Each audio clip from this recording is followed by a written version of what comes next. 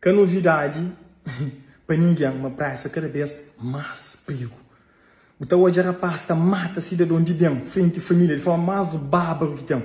Enquanto isso, dirigentes de polícia, nada contra a polícia, para a polícia está mandado.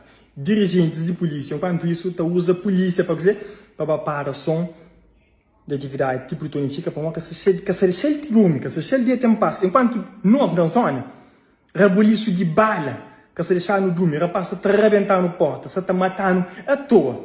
Dirigentes de polícia usa polícia mais bem preparada para dizer, para parar som para uma que se cheio de deta.